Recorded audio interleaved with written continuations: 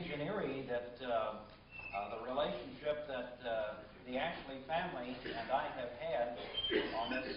He was my predecessor, the interim in the seminary for a year before I came there and started my first seminary teaching post. And then his father was the interim in my very first church in Fremont, Nebraska. And then in the first time I became, and I hope the last time, a principal, Tim was the interim there as well. Anyway, we have known each other for a number of years, and his father and I had numerous occasions together and took coffee, and his dad was well respected as a pastor, and that's why they invited him to come back. After he had retired so many times and didn't know how to, they invited him to come back because they loved him. Anyway, I want to share with you just a couple of unrelated announcements. Everything tomorrow morning, up through noon, is going to be at the Wolfville United Baptist Church, okay? Not at Acadia Divinity College, not anywhere else, except we'll start on the program at the Wolfville Church. And this direction, I think most of you know where it is.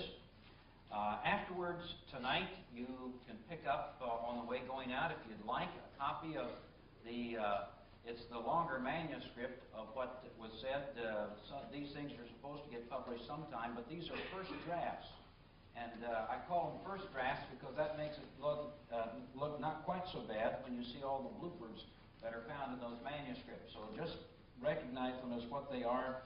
And that was my attempt at an original inerrant manuscript that never worked out very well. And I'm the very first sentence, and the one that you'll get tonight, is not a complete sentence. And I didn't check it and find it out until after 200 copies had been printed up. So there you go. Also, next year, now this is looking down the pike, and there's an exciting announcement about the Simpson lectureship series for next year. We are really excited about the person, and I'm going to save that until Dr. Bob will share with you tomorrow night all of the details. Everything was confirmed today, and all of the details of it were confirmed today, and he will share that with you tomorrow night. But you have something really to look forward to next year in the Simpson lectureship series, and we're excited about it. But I'll just sort of lay it on you right now, and that might mean that you'll want to go home already. Next year, for the very first time, we're going to have to ask that folks will contribute a registration fee of approximately $20 to help us defray the cost. There's a whole bunch of costs that are related, and the person coming next year is not as cheap as I am. As a matter of fact, the fact that you paid nothing for coming tonight suggests how cheap the one is that you But next year, it'll have to be, and I think we're looking at roughly about a $20 registration fee, and that's a typical thing. I think not too many people will go broke on it, and if anybody has a tough time, we want them to come. Just to clue us in ahead of time, and Dr. Ashley will take care of it out of his pocket. He really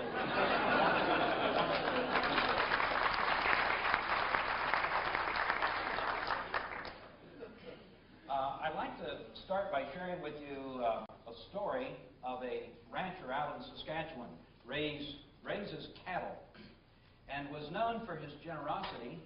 He needed some help.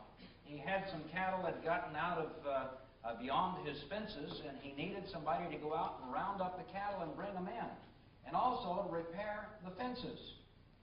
And so he went to the marketplace to try to find somebody, and he found two people, and he hired them.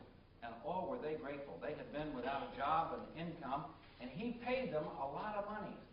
He gave them more than double what they thought that they would get.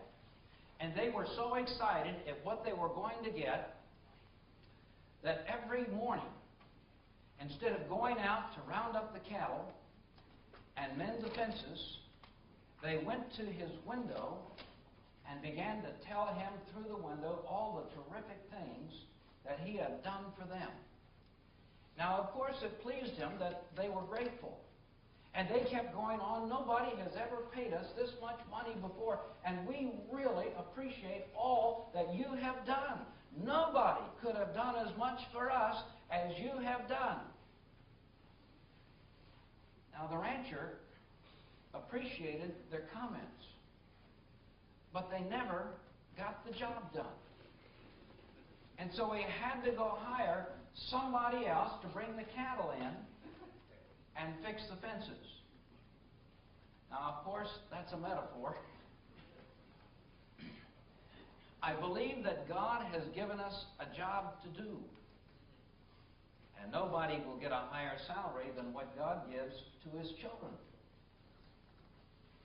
But God also wants us to get out there and do it. To bring the cattle in and to mend the fences. And if we don't, God will have to get somebody else. There are folks that are very content with just having wonderful worship experiences. And I love them. They're mountaintop moments. And we praise God for all that God has done. But God has also given us a mission. God has given us a task. And if we don't get around to doing it, we're not of much use to God. And God can get somebody else, and often does, to take our place.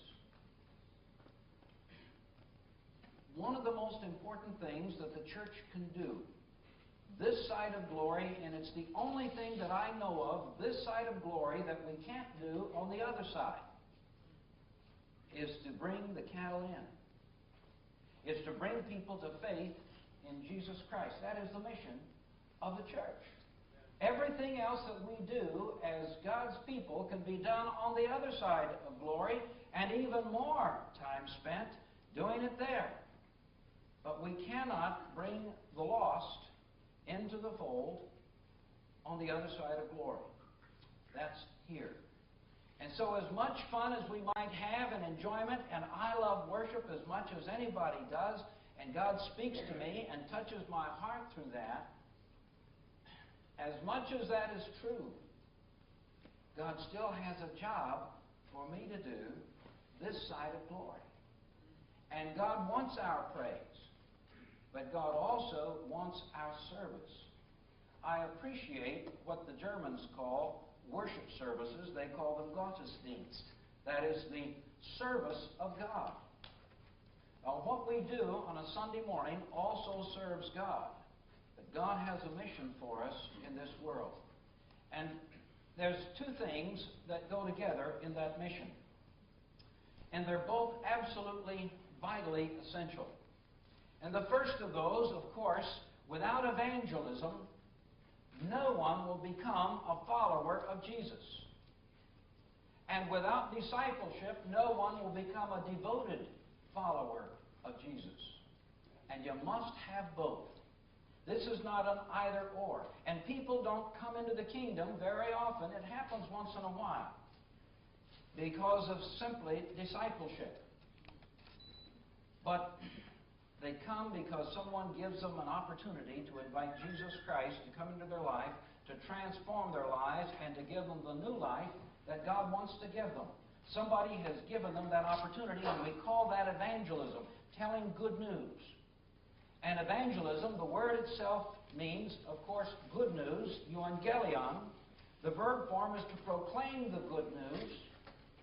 All that God has for us in terms of mission is related to that good news. We are a good news community. And even our worship ought to be tinged with good news. I believe that with all of my heart. I've been to worship services that look like bad news. And I've heard people preach on hell like they were glad everybody was going there.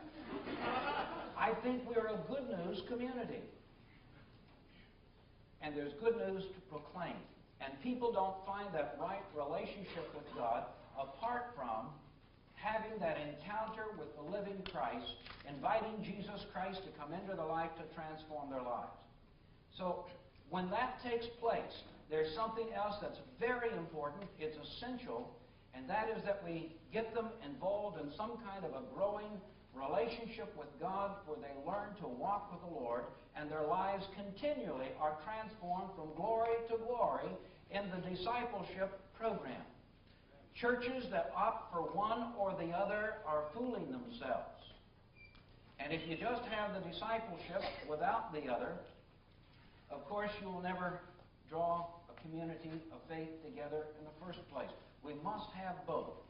And in the New Testament, we call that didache, of course, and rather kerygma and didache, or preaching and the teaching ministries of the church. Both are absolutely essential. You cannot separate them if you're going to accomplish what God has asked you to do. Now, there's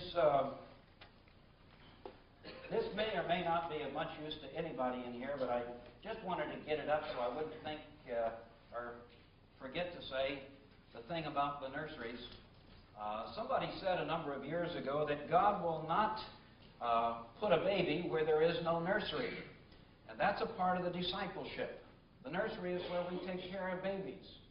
And in the church, when people come into the church and no one takes care of them, they eventually will drift away. I'll say a little bit more about that later, but when I became a Christian, I did so in an evangelistic crusade in a church in Phoenix, Arizona. And I was so excited. My life was changed. I was so happy. I couldn't articulate anything. I couldn't say what had happened. I just knew something wonderful had happened in my life. And on the way going home, the person that brought me to the evangelistic service said, "What do you think of all of that, Lee?" And I said, I'm so happy I want to shout. I don't know what to say. This is overwhelming. And within a few weeks, I found out I could still sin. Some of you knew it sooner than that. Some took longer. And I thought I was the only one at church that did. And I was very discouraged because try as I would, I found out I would still do things and say things that I ought not to do. And I was discouraged in my Christian faith. But there was some person, the one who brought me to the church, also took it as his responsibility to care for me when I became a Christian. He sowed the seed and all the other kinds of things, and he tilled the soil to make sure that I was ready to respond to the gospel. And when I became a Christian, this person spent countless hours with me. There's one story about him. I was living in Phoenix, Arizona, apart from my family at the time. I came from a broken home, and the family took me in, but they were not Christian people. And this fellow wanted to make sure that I went to church. And every Sunday morning, he came by to pick me up to go to church. And after a couple of months, I didn't want to go to church anymore. I was on guilt trips, and I didn't feel worthy, and I was really feeling bad. And I remember on one occasion, he knocked on the door, and I came, and he said, "Lee, it's time to go to church." I said, "No, I'm not ready to go this morning." He said, "Well, what do you need to do?" "Well, I don't even have a shirt ironed." He came into the house, and he ironed a shirt. He took me to church. And again, spent hour after hour after hour. Every person that I had ever met, I'll get into that yet. Every person that I have met who has grown in his or her Christian life and experience has had somebody to care for them and to spend a lot of time with them, mentoring them in their spiritual journey. I don't know of any exceptions of people who have gone into Christian ministry who said, "One day I want to accept Jesus as my Savior," and nobody else ever came around and spent any time. I had a pastor that I would go into his office at about 1.5 inches tall, and I would always come out about 10 feet tall. When that pastor talked with me, prayed with me, and encouraged me in my spiritual journey. Everybody needs that experience to grow in their Christian life. They need that discipleship. And if a church cannot provide it, and nobody is there to do it, God will send people elsewhere because He does not bring babies into churches that have no nurseries. Our mission is to produce fully devoted followers of Jesus Christ. I know that there are a number of churches that are so committed to discipleship, they do their best to limit their evangelism. Now that sounds strange, isn't it? George Barna was the first to tell me about that. in his book, Habits of Highly Effective Churches, he mentions that churches try to limit their evangelism, their recruitment of new people to 15% per year because most churches can't handle more than 15% of new people per year and get them involved and assimilated in the life of their churches. One of the things that I'm going to do tonight is, last night I went a long time overtime, and I'm going to skip through a bunch of stuff because I got it all out in a manuscript, that flawless thing that you can pick up on your way going out tonight, for the same price as last week. By the way, we haven't had a taker yet for that endowing of the chair, but we're still hopeful before the time is over. You can get it absolutely free going out. There's a number of things about the people that we're hearing today, or that are hearing us, that you've heard the categories, and those are the most common ones down toward the bottom. Those who are in the seniors category, you're considered a senior in North America if you're 68 years of age and older. You're considered a builder, and you have a different value system if you're 49 to 67. And you're a boomer, you've heard that one, between 30 and 48, and a buster between 11 and 29, and children if you're under the age 11. Xers are somewhere in there in their late teens and early 20s. And you hear all of these terms bandied about. I'm going to spare you all of the characteristics of this group, but I'd like to say just a couple of things in passing. One, in terms of the family, is that there really is no typical family in North America today and in Europe. There's all kinds of characteristics about the people that go into the families, and I've listed a few of them there. And honey, you can move on to the next page, number 4. But there are a number of studies about the people that you can look at these yourself. There's characteristics of the folks that are out there. But most of the studies, it's number I on this transparency, no longer conclude that there's a typical family anywhere. It just simply doesn't exist. And 47% of the households are single. It's amazing how often churches have ignored singles kinds of ministries. And I've seen churches that were seemingly thriving, doing quite well, and there was no place for singles. I know it would never happen in your church where a single would come to church and nobody would greet them.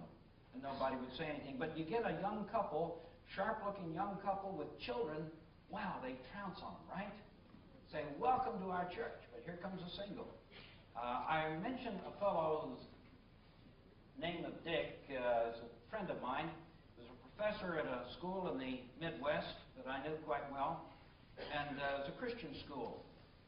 He and I played chess together from time to time, and over a chess game one time, I said, Dick, what church do you go to? And he said, I don't. I thought he was joking, and I laughed. And he said, no, I'm serious, Lee.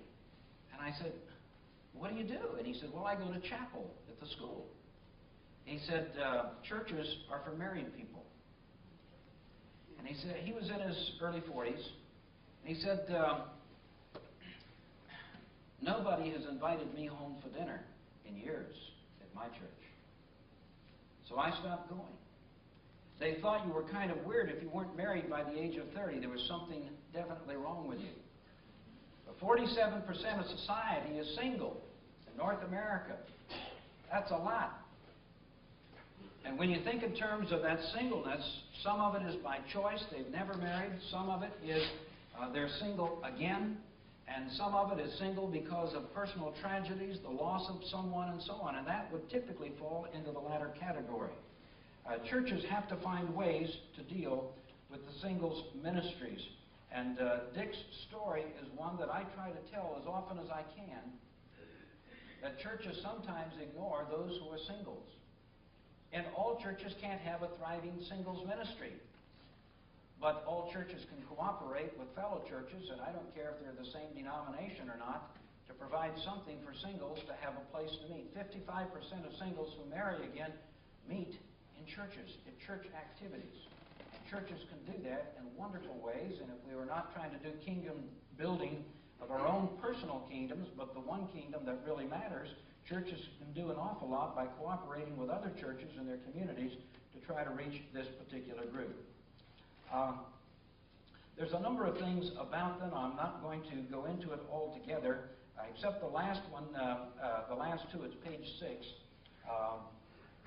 There's several things in the value system that are on these transparencies of the population today, and especially the younger population. But among some of the most common things is a value system that we have to address in the preaching of the gospel. The first of these, of course, is that physical beauty is to be valued over simplicity. You see this on the commercials. How many ugly people do you see in commercials on TV? You can count them on one hand compared to the thousands of these handsome and gorgeous other people. Wealth is superior to poverty. Mobility is better than incapacity. Higher IQs are more important than those who are lower IQs. And youth is always more important and better than those who have maturity. Those value systems that the generation has are clearly wrong. They fly in the face of biblical teaching. And how do we confront that value system? Certainly we confront it with the value system of the Bible, the value system of what the gospel is all about, but it's important that we confront it as caring as we can, but to say there is a better way. Interestingly, also, the generation is committed, and I think not just due to something in the generation, they've been bombarded for a generation on consumerism and greed. Some of you, I don't know, I just saw the advertisements on the movie a few years ago, Michael Douglas, on the movie Greed, and he said greed is good. That was the part of the promo that kept coming out over and over again, and that was discussed pretty much across the country, North America. It was discussed about, is this really where we've come to? And many people said, yeah, in fact it is. And look at the commercial. You've got to have this product. I mean, how are you going to get by without this product? And guess what goes with it? It's that beautiful woman who's driving it. Or I saw monkey wrenches being sold with a woman in a bikini bathing suit on one occasion. I couldn't figure out how the two related. I'm getting old, and I understand that. What kind of church is the church that will attract the younger generation today? And we don't have an option to say, look, why don't we just check out of this generation? We don't like their value system. We don't like what motivates them. Let's just forget them and wait for another one to come along. The next one isn't any better. And the church has an opportunity to have an impact upon their lives. What is it that they're looking for in their churches? Some of you already know. Worship that is aimed at their hearts, not just at their heads. And that might be, and I put perhaps, a postmodernist influence.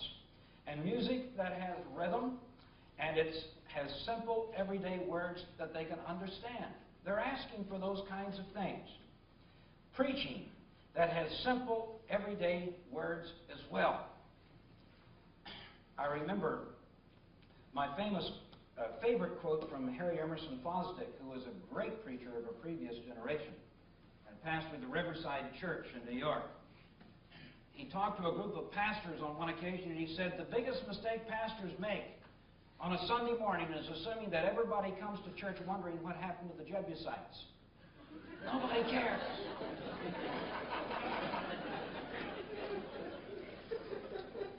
There was a cartoon in Christianity Today's Leadership magazine some time back, and it shows a man sitting on the edge of his bed, and he's talking to his pastor on the phone, and he says, Pastor, my wife has left me. My kids have run away. I lost my job.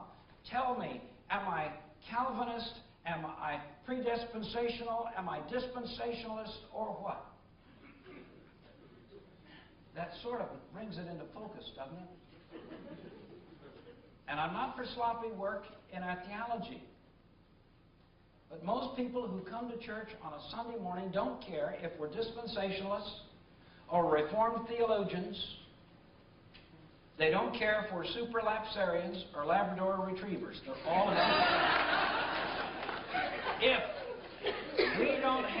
message that impacts where they are living and tells them what Christ can do to change their way of living and the hopelessness that they have and that they face, we don't have anything for them. This generation also, very interestingly, is for prayers that are simple and unread and what they classify as authentic prayers. They love visual images. They love drama scenes. They love a celebrative atmosphere that is also positive, thankful, and filled with anticipation. They don't like guilt-tripped sermons. Sermons that say, you should, don't go over well with the younger generations. And my kids reminded me of that when I would tell them they should. They didn't like that at all. What they prefer instead is a challenge. Here is something neat, a terrific opportunity. And if you really want to walk with Christ, consider A and B and C. That works 10 times better than guilt trips of the oughts and the shoulds. They prefer variety to routine and ruts. And if you're going to attract the younger ones, here's something that a number of churches have picked up on already. You got to have a good nursery. Their most prized possession is their child. And they're not going to put their child in a dirty nursery or a gloomy nursery. They want to put it in a clean, happy place. And it looks like it's well cared for, it's well kept. By the way, they're also impressed when they drive down the street and see churches that have playground equipment on their campuses. That is a big plus, by the way, because it says to the whole community, kids are welcome here. I've seen churches that had nothing that looked like it would attract anybody that was young. What a pity. They do also like it, something that all of us who had children and took our children to church know about. We changed our children. Generally, the only place where you could lay a child down at the church was on the floor or on a pew. And sometimes there were spills. And it's kind of embarrassing. Nowadays, you go to businesses and restaurants and so on, and they have changing tables in the restrooms. Churches that are out there and doing something and wanting to attract people, they only cost about $200 per changing table. I remember when we got those in our church, all of a sudden young people started coming up to us and saying, wow, this is wonderful, having a changing table. And by the way, they went in the men's restrooms as well as the women's. Dads are also taking responsibilities for their children. And in most of the restrooms, guess what people do when they go to church? They carry things, and they have all kinds of diaper stuff, and they go into the restrooms. And churches that are interested in attracting younger folks, when convenience is a major item to them, they have little places to put Bibles and hooks to put coats in the restroom stalls and so on. It's amazing what simple little things like that say to those that you are trying to reach. On the other hand, there was if you're trying to care for those that have been in the church for a long time, there's some churches that haven't realized that seniors have difficulties. Some seniors have difficulties getting up and getting down in the toilets and the washrooms. And a number of them have begun, a few churches at least, to have some compassion, and they get some higher toilet bowls and they get some bars on the walls. It's amazing. They're trying to say, you folks matter to us enough.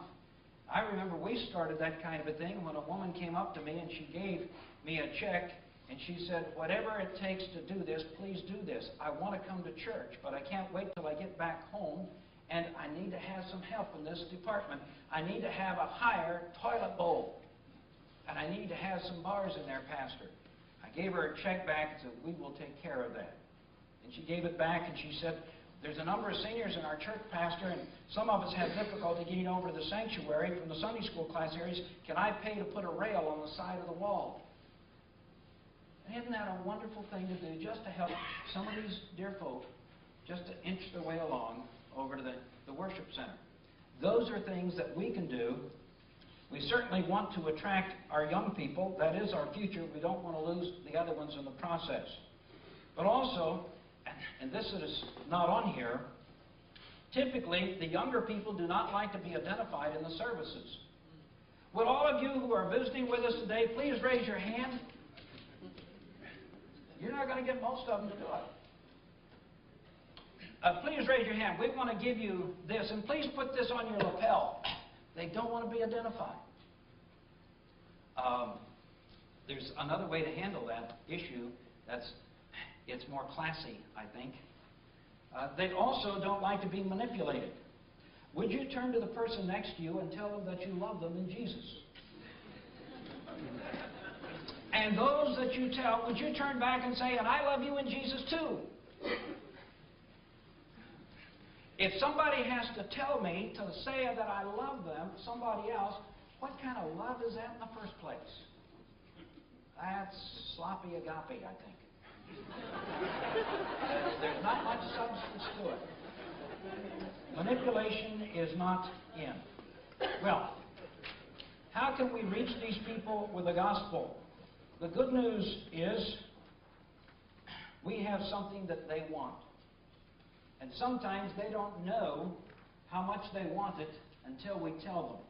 Every person, I'm not going to give you the sermon on it, run out of time. Whoa. Every person wants to live, and they find themselves dying. And they want meaning to life, and they find that there's not an awful lot of meaning to life. With the invention of the telescope, they find that they're nothing more than a speck of sand on a seashore of galaxies, and they want to have meaning. And the gospel that we preach, Jesus said, I am come that you might have life and that you might have it more abundantly. And folks, I don't know of anybody else out there that's doing that. And who gives me significance? What makes me feel important?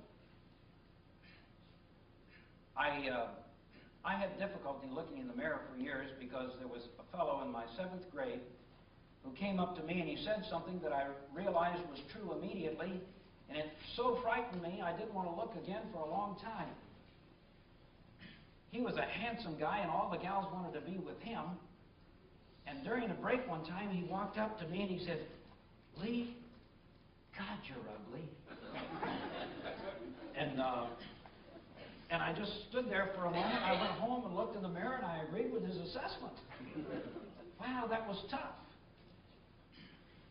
There was a day when there was a young woman who treated me with such kindness and respect, and she fell in love with me, and she told me I was terrific, and all of a sudden I looked in the mirror again and said, that's not too bad. God so loved the world that He gave His only begotten Son, that whoever believes in Him would not perish but have everlasting life. You can't imagine what meaning that gives to me to know that somebody loves me. That's true on the human level, and I've seen the most homely looking people in the world act like they're the cock of the walk. Their lives are transformed when a young woman or a young man begins to pay attention to them and says they're terrific stuff, and all of a sudden they say, wow, I'm somebody. I want to be somebody. And God says you're somebody. You're so special that I sent my Son into the world to die on a cross for you. I paid that kind of a price. I don't like the theology that says we're nothing but a bunch of filthy rags and trash. Christ didn't die for a bunch of trash. And what He sees in me, I haven't got a clue. But He says it's of infinite value. Consider the price. And that gives me meaning and life. That's what our world needs to know. We have that message. I'm thankful to God that we do. But also knowing the community and knowing the power of the gospel to change. We need to know the communities that we're in and know that the message that we proclaim in Jesus Christ has a power to it to transform lives. And unless we understand that, we don't go any further. Healthy churches attract people to them. They attract these kinds of people. And I mentioned last night again, the healthy churches are those that are involved in evangelism, those who have a significant teaching ministry. This is Acts chapter 2, verses 36 to 47. Those that are involved in sharing, in fellowship, those that are involved in breaking of bread together, those that are involved in prayer. And churches that are doing those kinds of things are healthy churches. And we can enable people to experience God through worship, through fellowship, through service in in a church, you can't imagine when somebody gets a chance to do something for God in a church, what that does for them. They gave themselves away, didn't ask for a penny in return, and they came back feeling so good. I often share the story of a Sunday school class in Fremont, Nebraska, in the church that Tim's father preceded me in. The Sunday school class was a group of young folks in their 30s and 40s, and they wanted to do something for somebody else. And on one day, there was a man whose wife was had passed away. She was a marvelous servant of Christ, and the man himself was trying to take care of things as best he could, but he wasn't very good at it. And he had a house that had 3 steps getting up into the floor, into the main floor of his house, and was only that level. And it would take him 20, 30 minutes to make those steps. That was hard. And others would get him to church, and it would take him a long time to get up the stairs. His house was getting in worse shape. And the Sunday school class decided they were going to take on Jack as a project. And his house was kind of in shambles and falling apart. But I remember when they put Jack up for a few days with another family, they asked him if they could kind of fix up things for him a little bit. They went through, carried out all kinds of trash. They painted every room in the house. Walls were yellowed, and cleaned it all up. Had the draperies cleaned, hadn't been cleaned in years. Painted the outside of the house. They returfed the lawn, and then they built a ramp coming out of his house with a little handrail. And then I got a call, said, "Pastor, come on over. We want you to be here. We're going to bring Jack back." And I still remember Jack. And before Jack got there, there was a man who was a banker who was in his jeans and T-shirt, and he'd been working night and day trying to help with this project. And he said, "I have never worked so hard in my life and felt so good." And when Jack came to the house, they got him out of the car, he just saw the outside of the house, and Jack was trying to say thank you, and his jaw was quivering, and he couldn't do anything about it. He couldn't get it out. And everybody was going like this, all over the place. That kind of service, you can't pay enough for that feeling. And when you give your life away for the cause of Christ, as Jesus said, those who seek to save their lives, the consumers lose it. And those who give their lives away for my sake and the gospel's, they find it. We need those kinds of things to be able to give people, and the churches that allow them to have a meaningful worship experience and fellowship and service and provide a friendly atmosphere, they attract the people of our generation. Now, a few tactics in here. Let me just run through rather quickly. I gave you my criterion last night about why I think we can use all things and go to all ends to win people to faith in Christ, as long as it has some integrity to it. I suggest to folks, and these are some things that have worked in some other places. Churches need to advertise that they're there. And I've heard pastors say, "Everybody knows that we're here." No, they don't. They see a building, but they don't know what's inside the building. Haven't been there. We decided a number of years ago in a church that I was pastoring that we wanted to try to reach a certain group of people. And it was people who turned the church out because the church never allowed them to use their minds. And whenever they raised questions in church, people trounced on them and called them pagans and everything else. And I don't know of a better place to discuss the issues of faith in the context of the church where there is faith. So we began to run some ads, and we had one that shows a picture of Jesus. And I told them at the newspaper, "We will not run this ad or pay for it if you put it on the church page ad." Those are the most boring things in the world. They often have a picture of a homely pastor and something that says "saved to serve" or some cliche, ugly as spit, and they don't accomplish anything. They're very boring. They waste a lot of money, and people don't come to church because of that. So we put in an ad about this size that shows a picture of Jesus. It simply said, "He died to take away your sins, not your mind. Come to First Baptist Church where faith and thought work hand in hand." We got a lot of good responses for that. We started running a number of ads. One was the free coffee at First Baptist Church We don't care what it takes to get you here because we're convinced once you come and find the fellowship at First Baptist, you'll be back with or without the coffee. And then we had just a picture of a big cup of coffee on the ad with the fumes going up, and the people liked it. There was another one with our young people, and it was during the time when we were having the deprogramming from all of the people, these cults that were going across the world, really. And we had our young people sitting in a circle. There was about 30 of them. They were having a good time, and the youth pastor was there, and a picture of them there, and the caption underneath is, "Nobody ever had to be deprogrammed at First Baptist Church."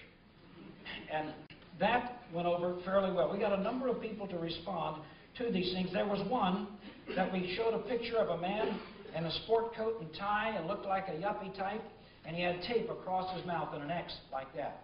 And the caption underneath said, "The only problem with churches that have all the answers is they don't allow the questions. Come to First Baptist Church, where faith and thought go hand in hand." You can see the kind of audience that we were trying to reach. And we had people in our church mad as all get out at our ads. And some of the other churches were mad too, but it brought some people in. It was wonderful. The one that was really... We had a number of our folk, unlike yours, who stayed home on Sunday morning and did their televised Christianity. So we ran one with a Sony television set with a plate of wafers on one side on the top and a communion cup. And said, "With all due regard to televised Christianity, have you ever met a Sony that offered Holy Communion?" That went over anyway. Like a lead balloon. Let me say, too, that the ads, the places where people, if they're going to look for a church in a town that has a number of churches, they'll look far more frequently to the yellow pages than to the newspaper. And if you put an ad in the yellow pages, don't make it boring. Whatever else you do, be creative and spend a fair amount of money, because half of the people that come to your church are going to come by looking at the yellow pages. And if you put something in there that looks like it's cliche-ish, if it doesn't offer services, have something big that stands out on the page. So everybody else will say, "Man, that church must be doing something good." Work at that ad. Make sure it says something to the people that you're trying to reach. There are a number of things about ads that you need to understand, that when you use them, make sure that they are attractive. They're not cheap trash. If they look cheap, people will think you don't have much to offer. Spend some extra bucks and make them colored and glossy, and all of a sudden people will say, "Oh, there's something good in there." And then have within the advertisements that you have the people you're trying to reach. If you want to try to reach out into the ethnic part of the community, have some people with color in your ads. If you want to have some younger people, have some people who are young in your ads. If you want to say seniors are welcome, put a group of seniors in there as well. People love pictures. The younger people love that which is in photographic form, and they love to see pictures. So if you don't have them, you're shooting yourself in the foot. But if you don't have something that's colorful and attractive, you're not doing that good of a job.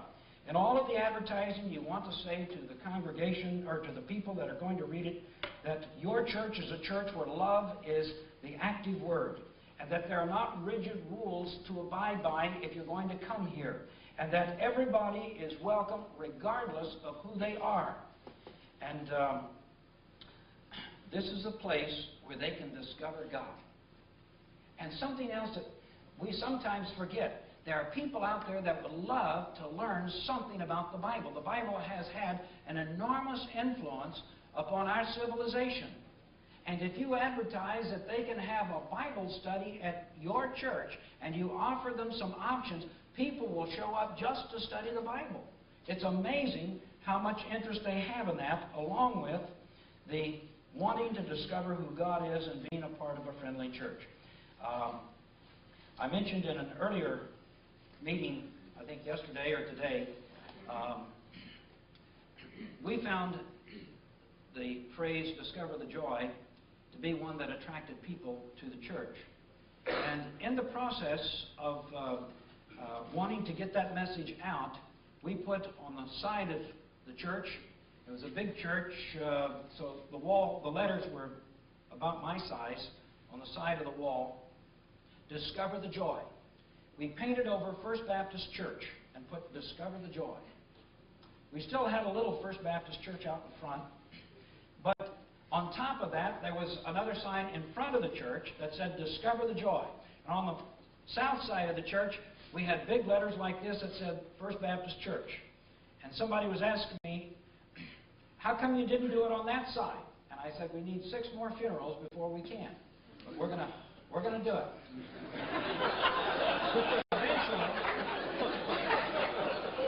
there are things that you need to understand. Younger people could care less if you're Baptist or Methodist or Presbyterian, and you don't have to stop being those things to attract them, but that doesn't turn them on. We had more people that talked to us about Discover the Joy, and they came to the church just to find out what the joy was all about. Baptists never did it for them. But these other things did. What does it take? What are we willing to sacrifice for the cause of Christ to reach people for Jesus Christ? The area that I came from, in Southern California, just in the last 5 years, stopped.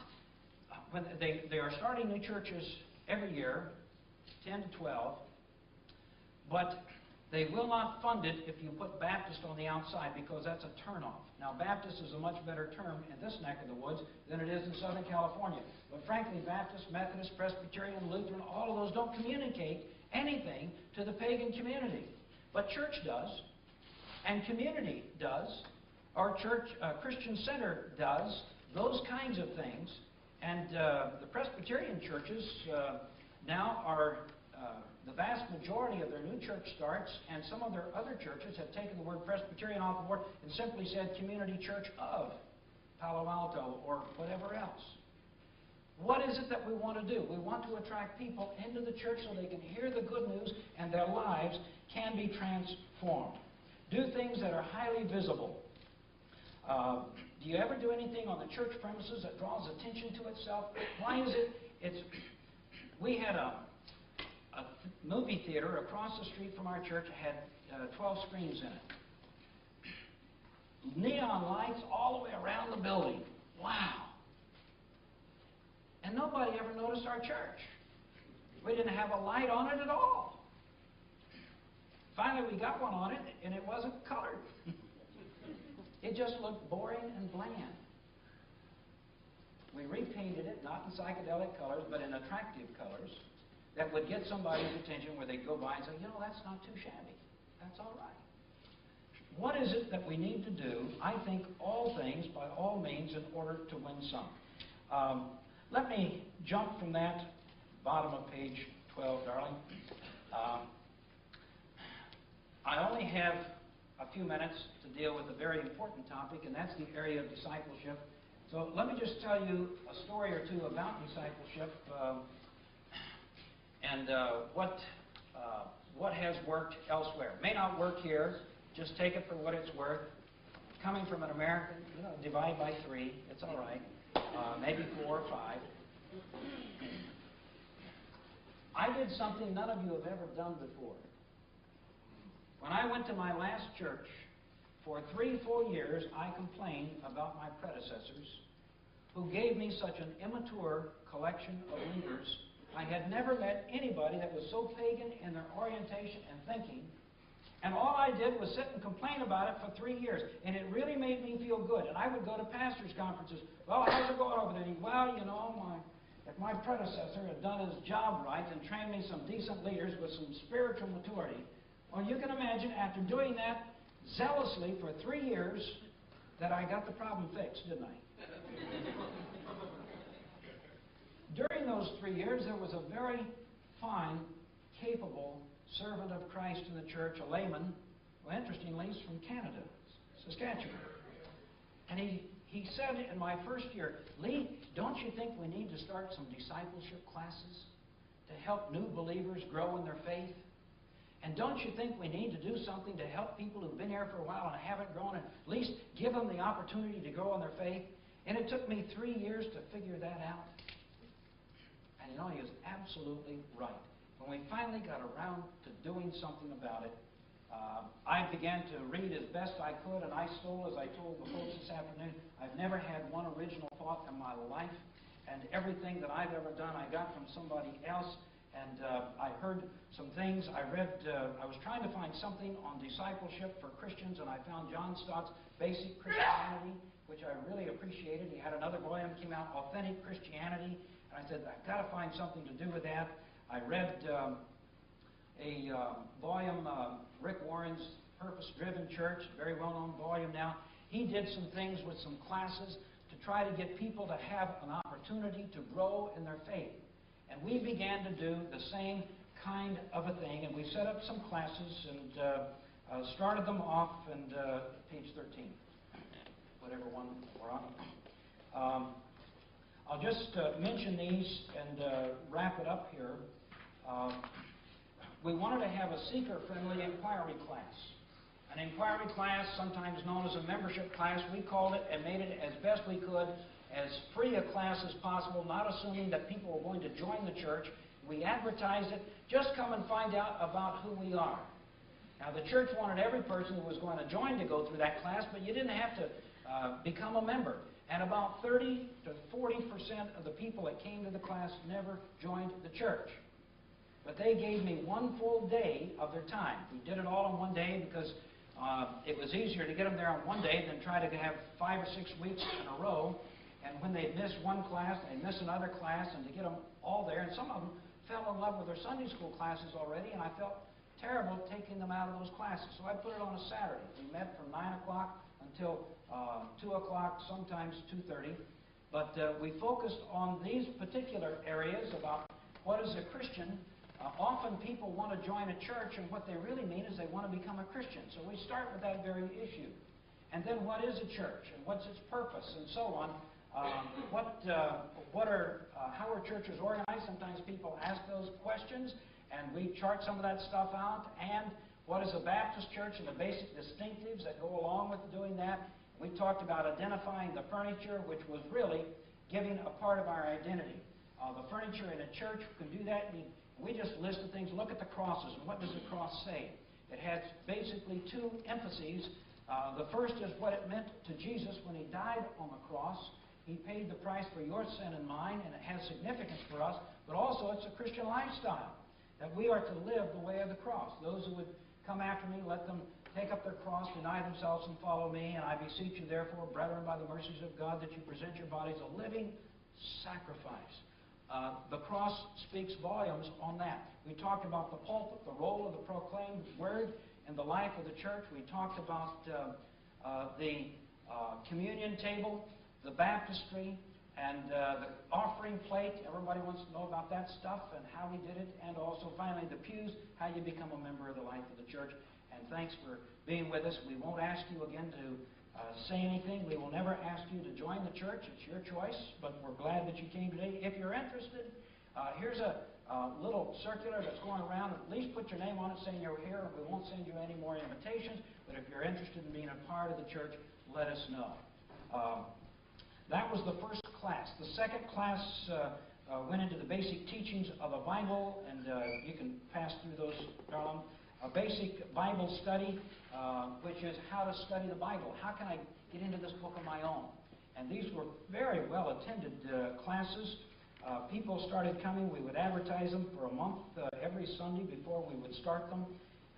Basic witnessing classes. We piggybacked on and stole Bill Hybels' stuff on contagious Christians, becoming a contagious Christian. People loved it and began to share their faith. We found people inviting friends to come to the life of the church, and they made decisions for Christ. Basic Christian living, how to walk with the Lord. Some of the basic things that go into walking with Christ, being responsible in our devotional time, our walk with the Lord, our witnessing, loving in action, and so on. Those were important areas. We had a young woman that went through a part of a class that we tailored for the young people in that same area, and it's the Missy Taylor, or Tafflinger story. Missy's mother was murdered, and I had the funeral for her mother. And her grandmother was raising her. And Missy had every right in the world to be disgruntled and disappointed. And When her mother died, her brother said, "I will be taking care of you." He was in his mid-30s. Her mother was 32. And 2 years after her mother was murdered, her uncle, who was going to be taking care of her, her father had abandoned her. Her uncle died, the mother's brother. And a terrible illness that came over him, and he died in a very short period of time, in about 30 days. And Missy found out that to deal with her loss and her grief, if she gave her life away, she listened to her youth pastor talk about giving your life away to be able to find what life is all about. And the people who sit around and simply sorrow all day about all of their problems never get through them very well, but those who begin to give their lives away. And her grandmother, a year ago Christmas time, gave her a lovely sweater. But she found at school there was a person from a home that was much poorer than hers, and they didn't have anything. She asked her grandmother if she could give that sweater to somebody else. And the grandmother, reluctantly, she wanted Missy to have that sweater. It was a nice one. Said, "Yes, honey, if that's what God is saying to you and what God's laid on your heart, you give it away." And then Missy got so much joy out of that, she took money that she had saved and she bought some gifts from others that she knew that were not doing well at her school. And before long, she had our whole youth program involved in putting gifts together to give to the unfortunate young people in the community and the children. And then, before long, she got a number of people at her high school involved doing the same thing. And then the firefighters in the community heard about it. They called our church and they asked about her. We put them in contact with her, and they brought 5 fire trucks down to our church. They went out collecting gifts so the young people could give them away. The newspapers came out, and the Channel 5 television station came out, and they wanted to interview me, and I said, I have nothing to do with it. I take no credit whatsoever. This is Missy. She understood what the Christian gospel was all about.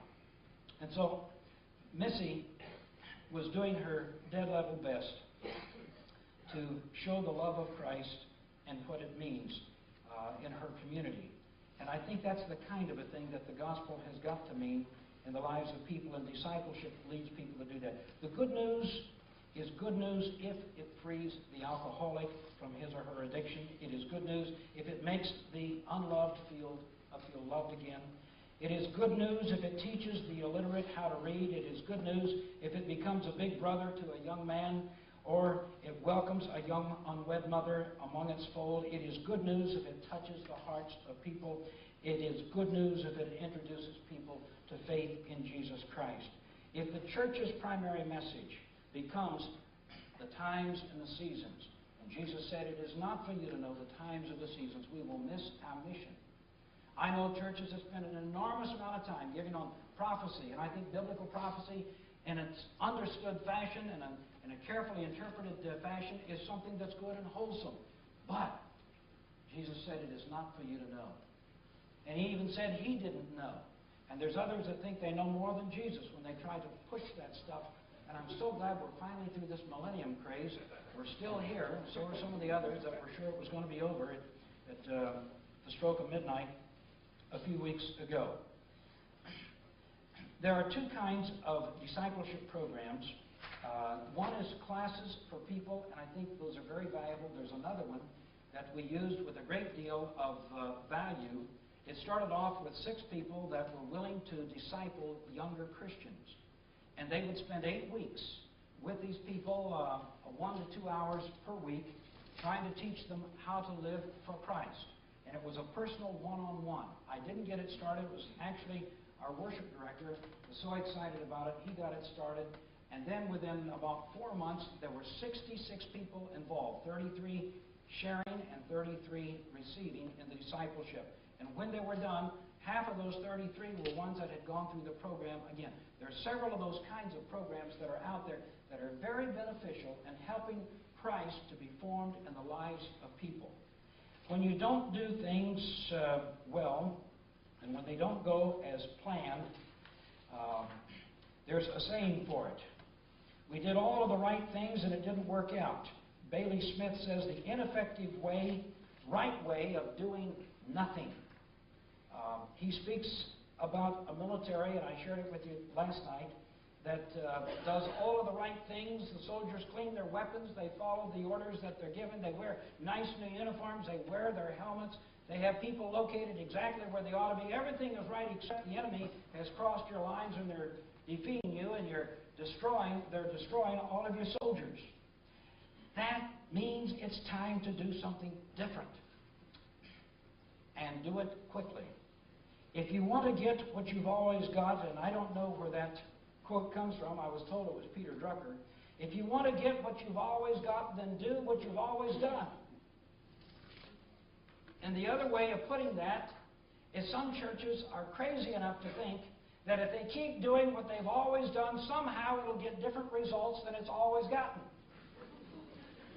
If what we're doing isn't working, we need to find a way that changes. Bailey Smith says there are three kinds of churches: the risk takers, and then he speaks about the caretakers, and then he speaks about the undertakers, and they're always burying their dead. The big question I want to leave with you is, if we're into our love for Christ, if we want to see people coming to the church, do we have the same reputation that Jesus had? It's found in Luke chapter 15 when he was being criticized by religious people because he welcomed tax collectors and sinners. Unless we have the same love that Jesus had for sinners, we're not going to have the same impact upon sinners that Jesus had. I think that goes right to the core of it. Tony Campolo shared a story some time back about when he was out in Hawaii. He was invited to come out to a conference and speak. And while he was there, his biological clock was in a different frame because he was from the East Coast and then he flew out to Hawaii. And so he went out late one night, he couldn't sleep, and he went into a restaurant about 11 o'clock at night. And while he was having a bite to eat, he noticed there were some women of the night that came in as a group. And he overheard them talking. And one said, "Hey, Gwen, tomorrow's your birthday, isn't it?" "Yeah, well, yeah, that's true." "Well, what are you going to do?" "Oh, nothing. Nobody ever does anything on my birthday." And as he listened to her tell the story, a woman asked her if she'd ever had a birthday party, and she said, "Nope, I never have." And everybody just sort of shrugged their shoulders.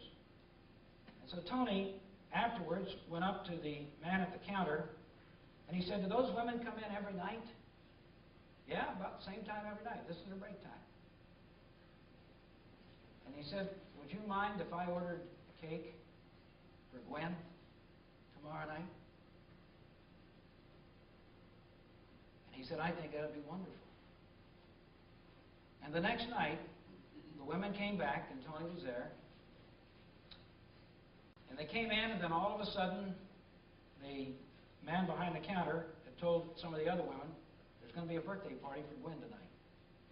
And they sang happy birthday to her. And she started to cry. And they said, "Who did this?" And they said, "That man over there." And one of the persons said, "Why did you do this for a prostitute?" And he said, "Because I serve a God who loves prostitutes." And she said, "I'd like to meet a God who loves prostitutes enough to have a birthday party for them." Isn't that a neat story?